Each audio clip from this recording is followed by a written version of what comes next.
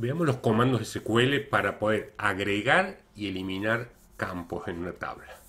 Alter Table permite modificar la estructura de una tabla.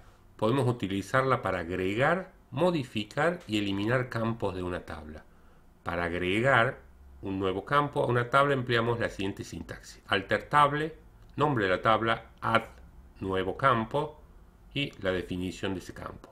En el siguiente ejemplo agregamos el campo cantidad a la tabla libros de tipo TININ que acepte valores nulos. Alter Table, libros, add cantidad de tipo TININ. Puede verificarse la alteración de la estructura de la tabla llamando al procedimiento almacenado SP columns y veremos que tiene una nueva campo llamado cantidad.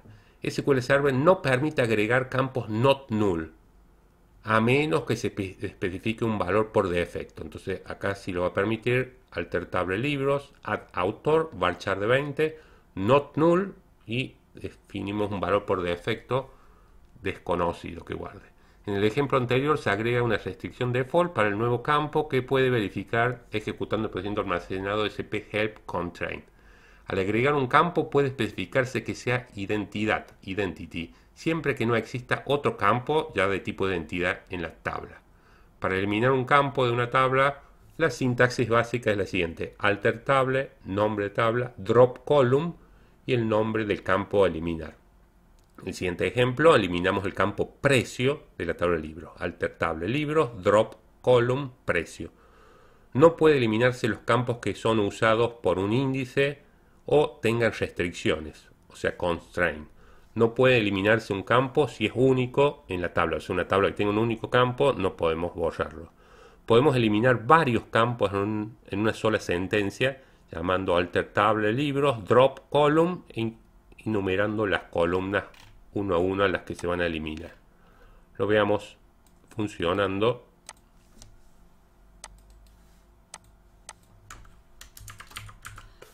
Bueno, lo primero que vamos a hacer es crearla, insertar estos datos. Vamos a ejecutar hasta ahí. Una fila afectada, se insertó una fila. Ahora agregamos el campo cantidad. Si podemos ver, antes de hacer eso, ver la estructura de la tabla y vemos que tiene los 4 campos: título, editorial, edición y precio. Título, editorial, edición y precio. Agregamos el campo cantidad a la tabla libros de tipo TININ y que acepte valores nulos. Ejecutamos. El comando se ejecutó correctamente. Si vemos la estructura tabla, ya no va a tener más 4 campos, sino va a tener 5 campos. Se ha agregado el campo cantidad de tipo TININ. Agregamos un campo código a la tabla libros de tipo int con el atributo identity. Si ahora llamamos al procedimiento almacenado SP column libros, vamos a ver de qué. Bueno, ahora tiene 6 campos. El campo código de tipo identidad, entero, identity. Intentamos agregar un campo llamado autor. Fíjense, no tenemos todavía el campo autor, de tipo varchar de 20 que no acepte valores nulos, not null. Esto tiene que generar un error porque no lo permite SQL Server. Alter tabla no permite agregar columnas que contengan valor null, valores nulos que tengan la definición default. Entonces lo que debemos hacer es definir constraint default y ponerle desconocido o un texto que uno quiera que cargue por valor por defecto. Si probamos, se ejecutó el comando. Si vemos la estructura, ya hay un nuevo campo llamado autor, y column def. Es desconocido el valor por defecto. Vamos a eliminar el campo precio de la tabla de libros. El campo precio de la tabla de libros y se eliminó. Si la imprimimos a la estructura de tabla, no tenemos más el campo precio. Intentamos eliminar un campo con restricciones.